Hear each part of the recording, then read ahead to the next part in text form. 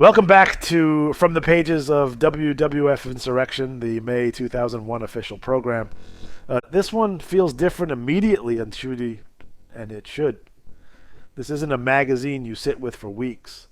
This is something you hold in your hands walking into the arena. Lights already down, energy already building, and right from the opening page, the tone is set by one man, William Regal. And this isn't just a welcome message, it's a performance.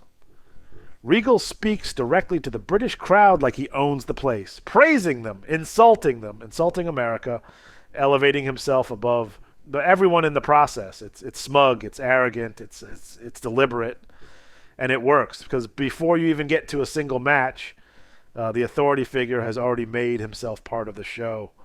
This isn't neutral. This is controlled chaos wrapped in politeness.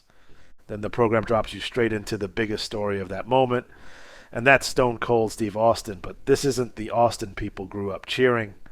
This is the version that aligned himself with Vince McMahon and Triple H. And the language in this profile leans hard into that betrayal. Words like conniving, corrupt, sellout. Not whispered, but stated outright. And what's important is that it doesn't try to justify it, it leans into it. Austin is still the rattlesnake, but now that snake is pointed in a different direction. The idea is clear. He didn't change. He just stopped pretending. From there, the tone shifts into presence, and nobody in this program has presence like The Undertaker. This is the American badass era. And the way it's written, you can feel the evolution. The mystique is still there, but now it's grounded in something more physical, more real. The motorcycle, the entrance, the connection to the crowd. And coming off that WrestleMania victory, he's positioned as a force that doesn't need reinvention, just momentum. And when the program reminds you that fans have followed him for a full decade of destruction, it's reinforcing something important. Longevity matters here. Then you move into Triple H, and the writing shifts again. This time into manipulation. He's not just dangerous, he's calculated. The program paints him as someone who understands timing, perception, and control. Aligning with Austin isn't framed as desperation, it's framed as strategy. And the question isn't why he did it, it's what he's planning next. That uncertainty becomes the hook. Kane's profile builds on that world, but from a different angle. This isn't the same Kane from years before. The writing makes that clear. Betrayals, losses, alliances, they've changed him. He's not naive anymore. He's sharper, more aware, more dangerous. And with that hardcore title context layered in, it reinforces that he's not just surviving, he's evolving. And then right in the middle of all this intensity, the program slows down and gives you something different. Lita. London Calling isn't just a feature, it's a change of pace. It brings you outside the ring into the travel, the media appearances, the experience of being part of something global. She talks about the UK crowds, the energy, the difference in atmosphere, the exhaustion of the schedule, the excitement of it all. And what stands out is how genuine it feels. She's not performing here.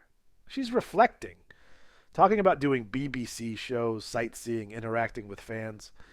It grounds everything else in reality. It reminds you that behind all of this, there are real people moving from city to city, living this experience in real time. Then the program ramps back up with Kurt Angle, and now the focus is intensity. Not personality, not charisma, intensity. The ankle lock becomes more than a move. It becomes a statement.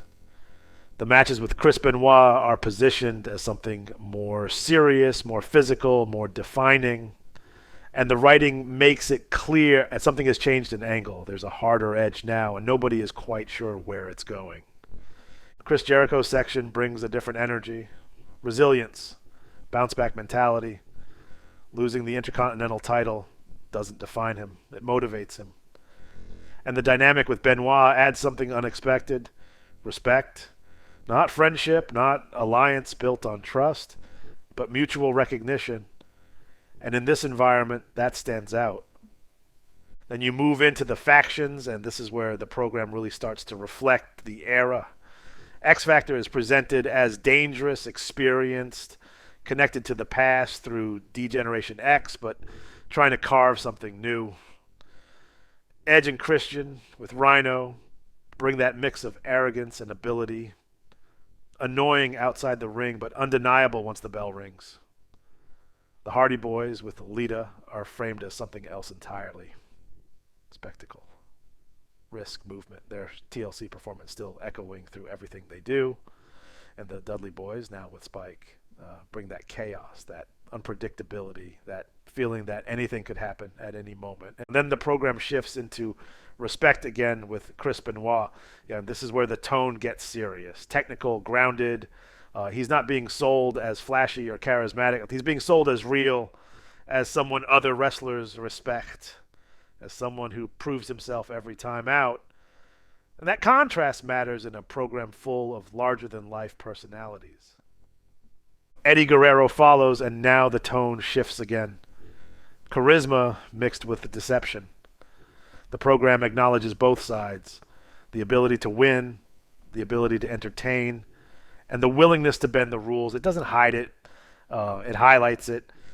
Then you get Trish Stratus, and this is about transition.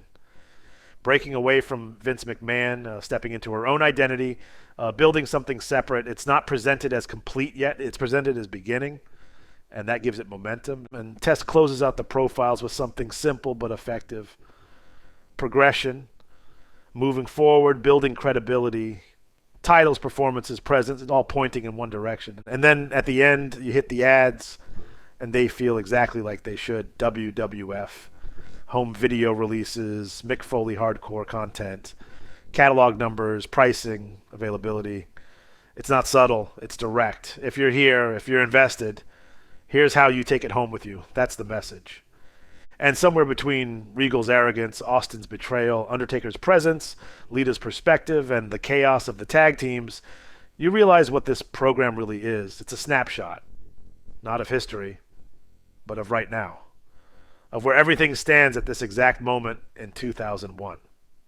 And if you're enjoying stepping into these moments, seeing how everything was presented as it happened, not years later, but right there in real time, take a second, hit subscribe, and stay with this series, because every issue, every program, every page adds another piece to the story. This isn't reflection, this is immersion. See you next time. Farewell from the Empire State.